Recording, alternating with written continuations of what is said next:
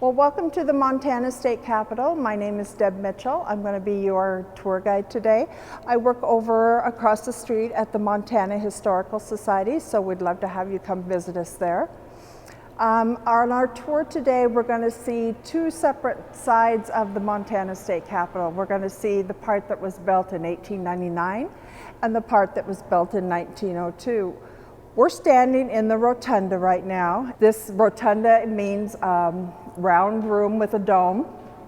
And so what we see here is a very, very round area with niches in the corners. It rises 125 feet to the top. And the outside of the dome is all covered with copper. The copper that's on the top of the Capitol came from Butte, and Butte was actually in the running in, when Montana decided to be a state. We were a territory for 25 years. Governor Toole was the governor of the state at that time.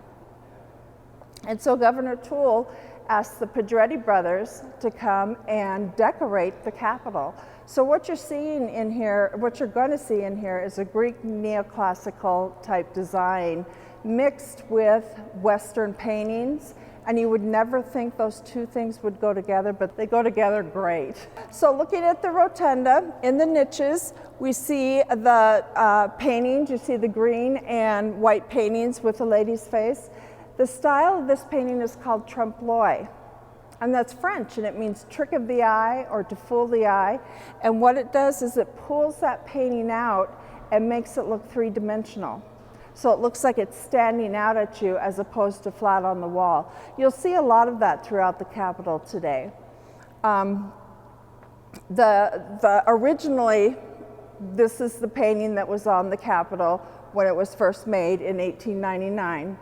They finished the Capitol in 1902, and what we're looking at is a reproduction of the original. In the 60s, the 60s was a interesting time. Let's call it an interesting time. A lot of things changed at that time. They wanted to update things. They wanted to tear down the old, put up new. So at that time, the whole Capitol was reinvented. And what they did was this whole area right here, they put faux paintings on the niches to make it look like a tile stacked up. And the floor that you see was just made into a terrazzo tile. The one really, really cool thing that they did was put the state seal in the middle of the rotunda here. And if anybody is still interested in that state seal, it's still there. It's just under the tile that's been put in to make it look like it did when it was first built. The only one thing that changed at that time was the blue tile that you see on the floor was actually glass tile.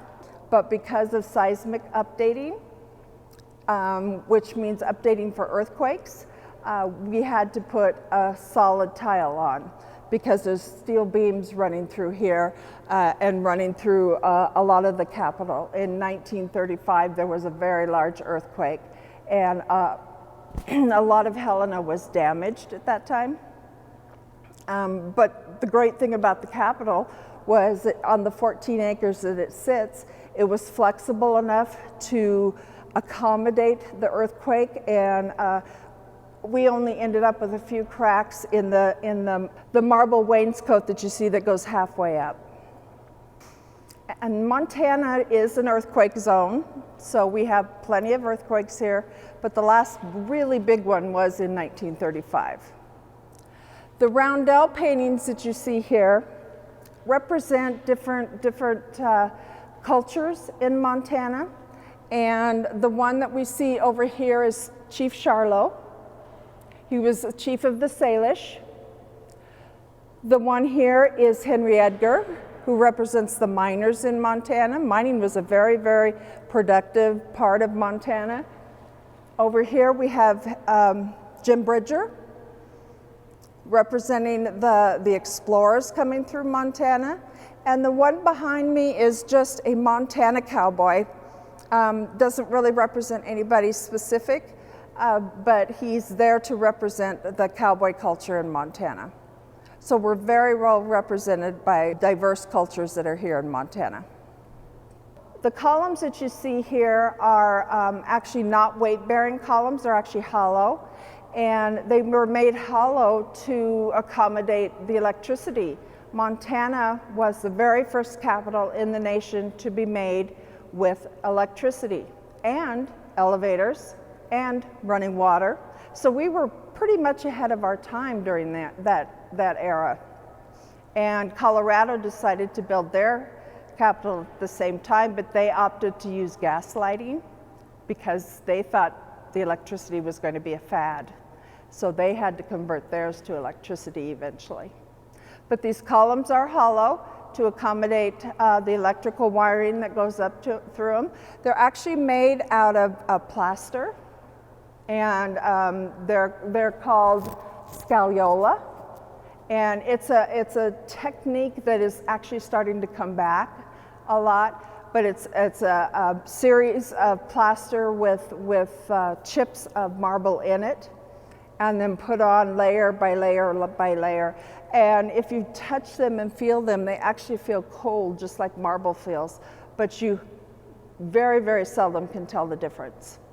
The only two weight-bearing ones we have are up here in the large window on the second floor.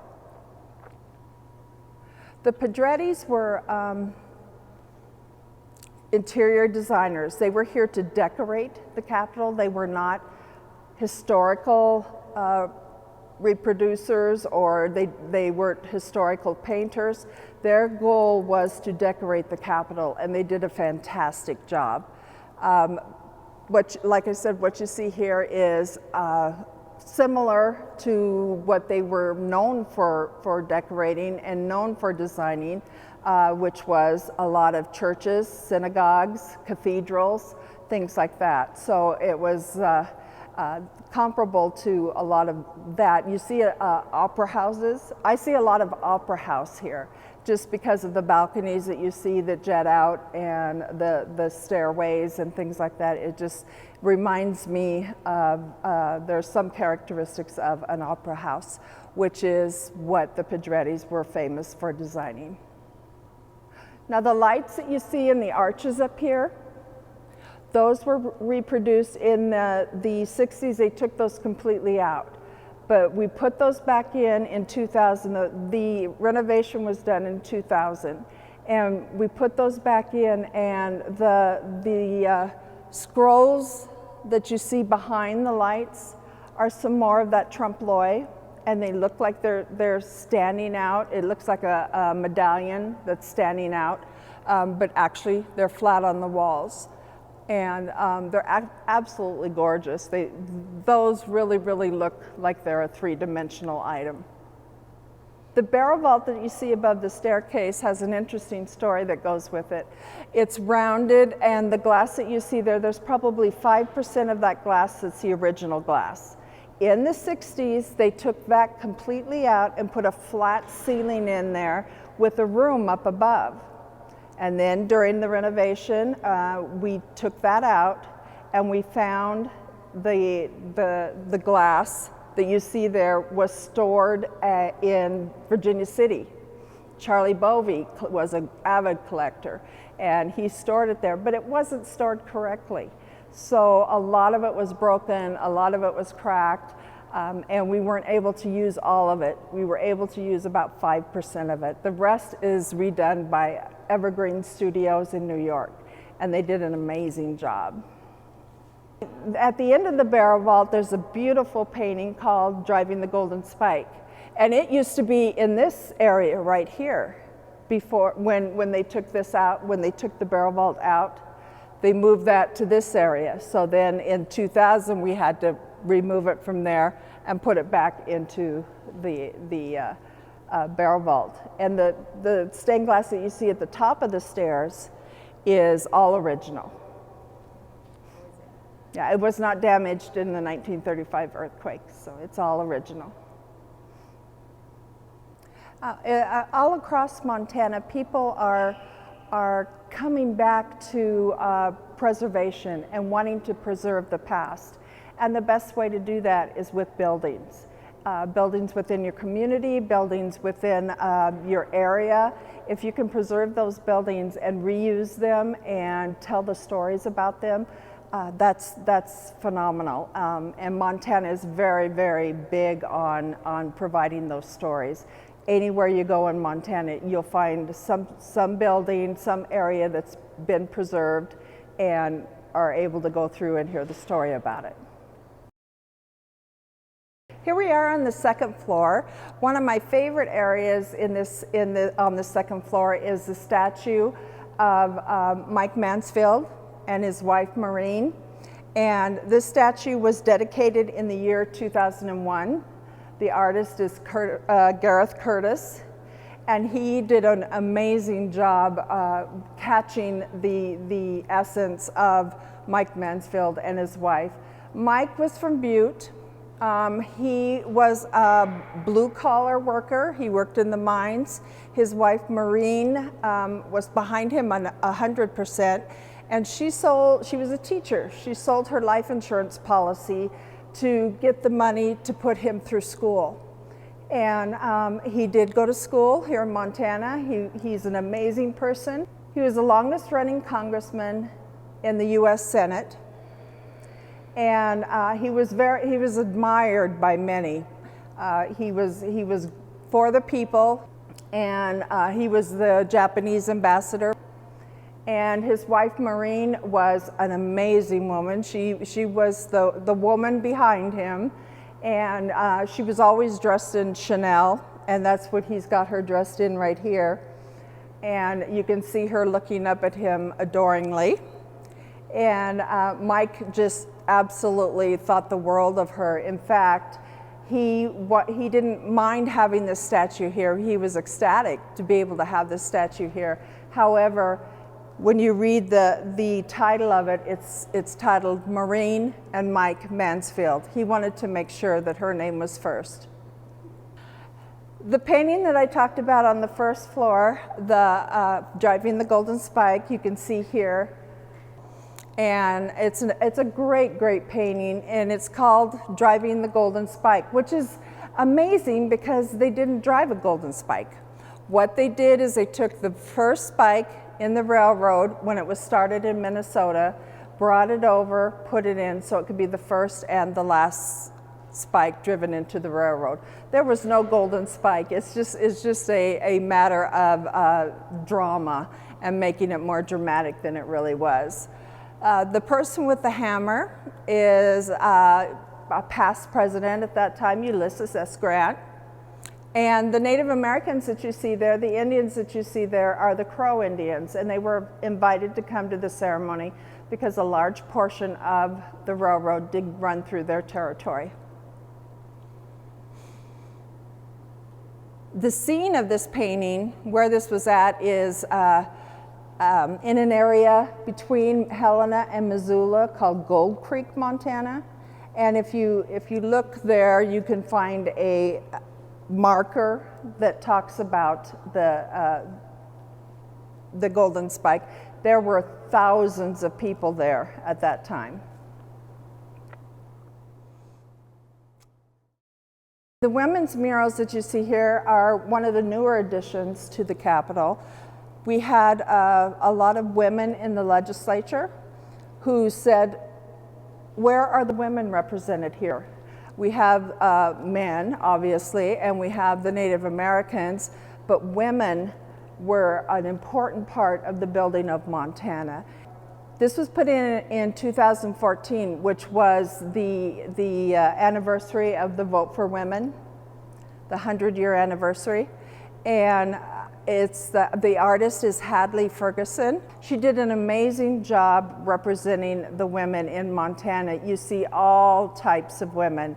And if it wasn't for the women, we wouldn't have libraries. we wouldn't have opera houses, we wouldn't have theaters, we wouldn't have any type of entertainment like that, because it's the women that made those in the communities. My mom always told me, if it wasn't for women, we wouldn't have celebrations like Christmas and birthdays and things like that, because the women are the ones that take care of that. If it was all men, none of those things would be happening. But the mural is on both sides here, and the Native American women are represented in there, highly represented, and the pioneer women, the more modern women of today. So it very well tells the story of women in Montana and how important they were. This is the Centennial Bell. This is the bell that rang in the statehood of Montana when we became a state in 1889. And then it was rang again in 1989. And I'm assuming that it's going to be rang again in 2089. I won't be around for that, but some of you might. This room is what we call the old Supreme Court chambers. And initially, when the Capitol was first built, this is where the Senate met. And the House of Representatives was across the Rotunda on the other side. And which is pretty much the norm for every state capitol. You have the Senate on one side, you have the House on the other. But when the new part was built in 1912, the House wanted to move into the new part. And so the Senate moved out of this room into the old House of Representatives, and this became the old Supreme Court. Now our courtroom is about 2 blocks east of us, and all court is held there. This room is used for meetings, events, hearings during the legislative session. That's why you see the rostrum up here with the microphones. And during hearings, people can come in and talk about the pros, the cons of any bill that's going through the process of becoming a law. And that process is long and harboring, but it's necessary. Every state capitol goes through this. This room, the 60s didn't get a hold of this room. What you see here is pretty much the way it looked when it was first built. The chandelier that you see here is a reproduction chandelier. In the 60s, the chandeliers in both the House and the Senate were taken out, and they put in fluorescent lighting. They were big on fluorescent lighting in the 60s. So they took these absolutely gorgeous chandeliers out and put in flat fluorescent lighting underneath the stained glass you see up here and around it. And they sold the chandeliers at auction. Well, Charles Bovey, the same gentleman who owned Virginia City, bought one of the chandeliers, and he hung it in Virginia City in a dance hall for many, many years. And once we found it, we purchased it back and brought it back here. The other one, we don't know where it went to. Probably was used for scrap metal. So the one that you see here in the old Supreme Court is the reproduction. The one that we'll get to see in the Senate chambers is the original one. So thank goodness we have those people that like to collect things and big things. The paintings in here are the original paintings from the Pedrettis. And like I said, the Pedrettis were hired to decorate. They were not historical artists. So if a historical artist came and looked at these paintings, they could totally pick them apart because they're not historically correct. They're here to decorate the Capitol, not be examined as historical. And they do an amazing job at that. So we'll start over here. This is Gates of the Mountains, which is north of us. This is where, on the Missouri River, this is where Lewis and Clark came through. The next one you see is Indian attack on a wagon train. And that is something that was brought forward much more in movies. John Wayne movies, Clint Eastwood movies, you see a lot of attacks on wagon trains. In Montana, there are actually only 2 recorded attacks on wagon trains. The one in the front on the left-hand side is the signing of the Enabling Act. The one in the middle is Lewis and Clark spotting the Rocky Mountains for the first time. And I can just imagine what he's saying. Oh my God, we got to go over those. The one on the right side is the signing of the statehood of Montana. It's actually the statehood of Montana, Washington, and Oregon. Idaho didn't become a state till later. Then we have the Indians on a buffalo hunt. This is one that could, you know, a historical artist could really pick apart, but it does tell the story, and it's Indians chasing the buffalo. The buffalo are quite small in this painting.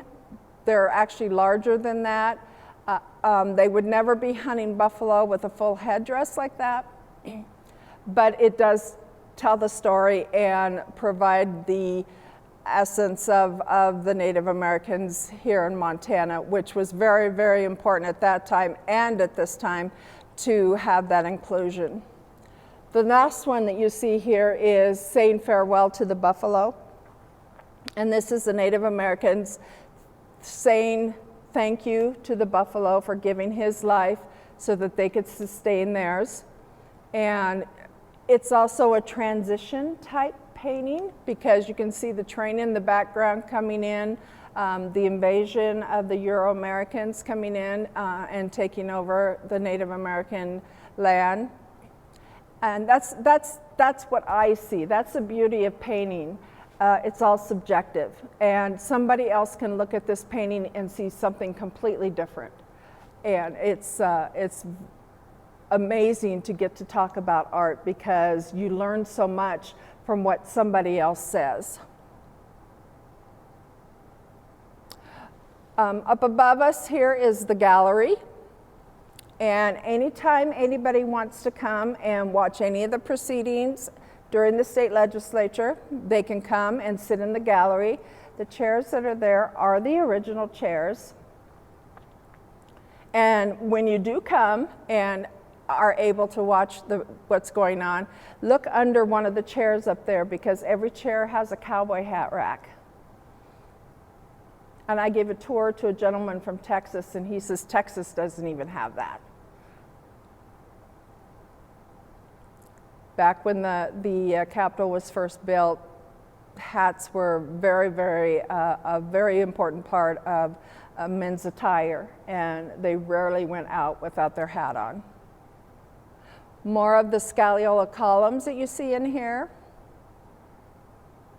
The light fixtures are the original light fixtures. The globes that you see over it obviously are not our reproductions, but the light fixtures are. That's exactly what it looked like when it was first built in 1902. And you can also in the corners see the cornucopias, and those are trompe-l'oeils. Okay, we're standing in front of the building on the 3rd floor. This window that you see here looks out into the prickly pear valley. Prickly pear is a cactus, and it's called that for a reason because the prickly pear valley was full of cactus when Lewis and Clark came through. It's a beautiful, beautiful view that you can see here, and you can also see the sleeping giant. I don't know if anybody has ever seen the sleeping giant before, but he's in the mountains. He's kind of a silhouette between the sky, and he's one of the mountains. You can see his bulbous nose and his chest kind of sticking up, but he is Helena's sleeping giant. The flags that you see out here are all new, and we're very proud to have them here. They represent all the tribes in Montana. Every tribe has their own tribal flag. The statue that you see out front is Thomas Francis Meagher, who was an Irish patriot, and Both Helena and Butte are very Irish-oriented communities. And to the Irish, Thomas Francis Meagher was a hero. Came out to Montana and was the interim governor of Montana just before they voted Sidney Edgerton into being the governor of Montana. And he's kind of a controversial person, but to represent the Irish community, this was a gift from the Irish community to the state of Montana, representing their culture here in Montana. And like I said, the Irish were very prominent in Helena and Butte, and that was because of the mines. They came over to work in the mines. This room is the Senate chambers. As I said before, the Senate chambers used to be the House of Representatives, and then in 1912, when the House moved to the newer section, the Senate moved in here. So they've been in here since 1912. This room changed a lot during the 60s. The desks that you see here are reproduction desks. There's 6 original desks here, and they're the ones that have the gold plaque on them. You can see the gold plaque. It tells you who was seated in that chair during some of the session years. The chairs are obviously reproduction. There used to be just straight wooden chairs in here, not very comfortable. These are quite comfortable. The buttons that you see on the desk are the voting buttons. Green is yay, red is nay, and all of that shows up on the screen that you see above the bas-relief here. All of that shows up on there, how the senators and how they voted, because that's a matter of public record. And again, we have the gallery up above that anybody can come and watch any of the proceedings. And you can see how everybody has voted. The rostrum that you see up in the front is the original rostrum. And the chairs that you see in the front around the rostrum are for the pages. And that's something that I think every kid, especially if you're interested in political science, should come and experience, because you can apply when you're a junior or senior in high school to become a page for a week. And you come and you get paid for that week, not a lot, but you get paid, and you run errands for the people in this room. And you get coffee for them, you get copies of bills, you do whatever is asked of you to do.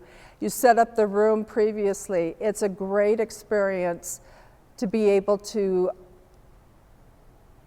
provide, and it's a great experience for you to be able to do, because it's a learning opportunity of how the state legislature works. And it's an opportunity for you to see if this is a direction that you would like to go when you get out of school. Now, there's 50 senators in the state of Montana. The Senate serves a 4-year term, and they can only serve 2 terms within 16 years. And when we get to the House, we'll talk about them a little bit more. But there, like I said, there's only 50 senators in here, 1 from each district. Some of them represent 2 districts.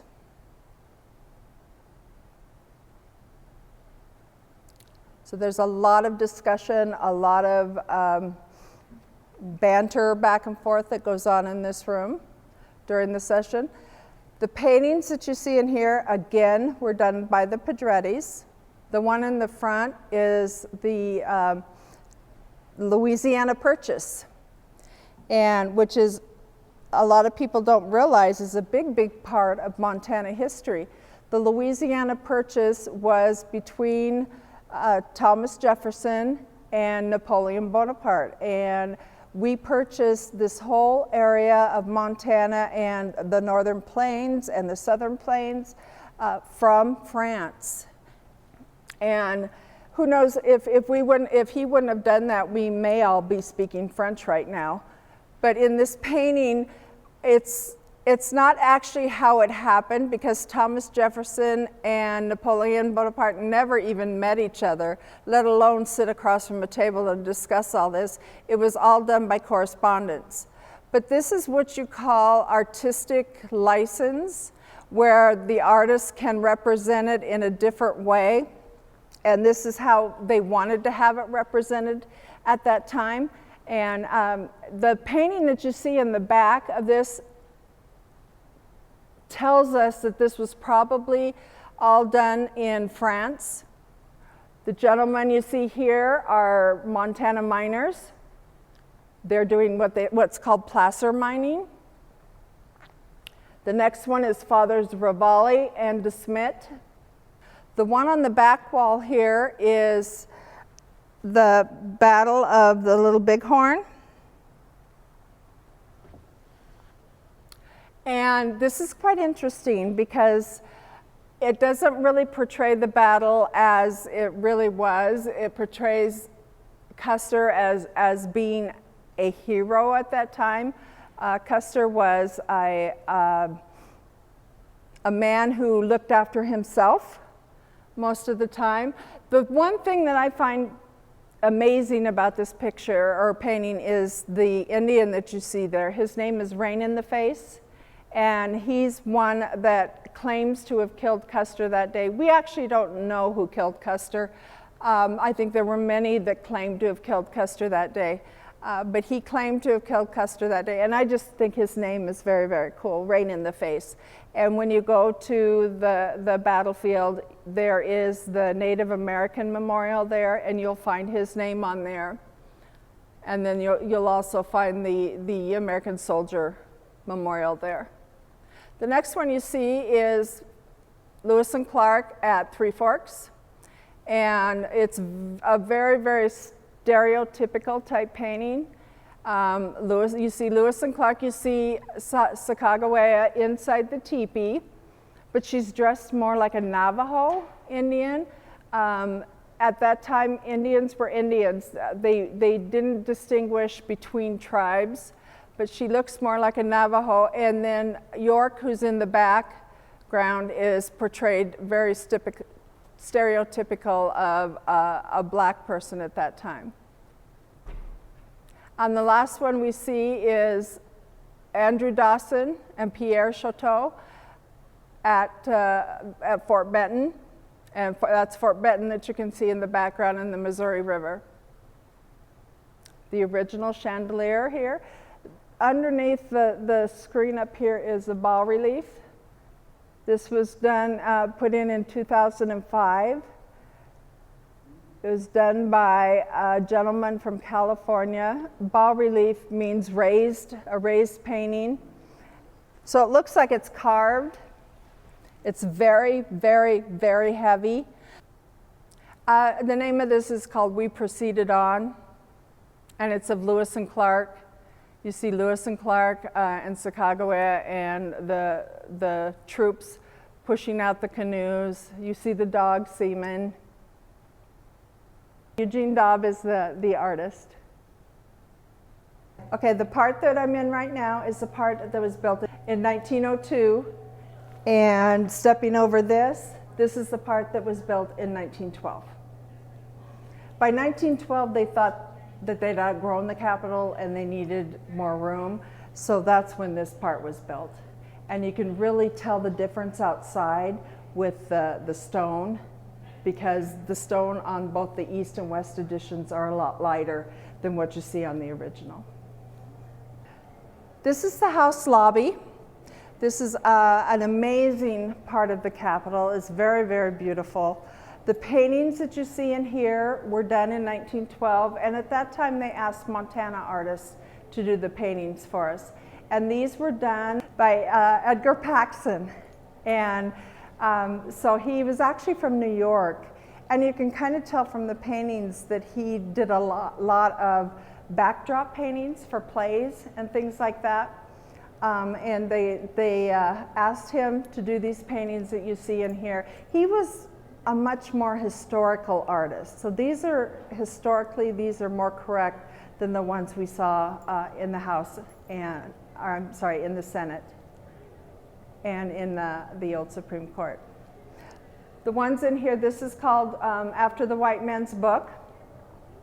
This shows the Salish Indians not marching, but heading to the white man territory to collect the white man's book, which means the Bible, because they thought if they had the white man's medicine mixed with their medicine, they would be invincible. They did not realize that the white man was not going to let them keep their medicine and keep their culture. It had to be taken away, all or nothing, basically. The one you see here is the Indians meeting the Euro-Americans, and kind of that moment in time when this whole transition period took place.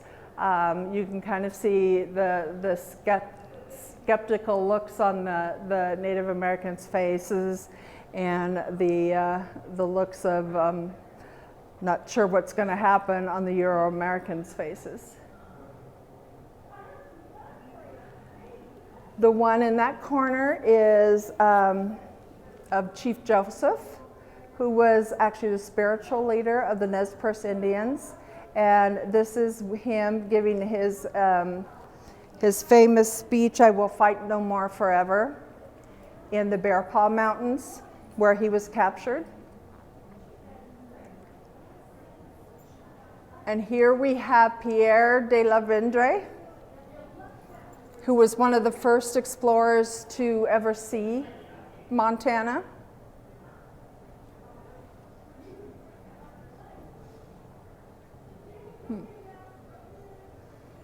And here we have Lewis and Jim Bridger.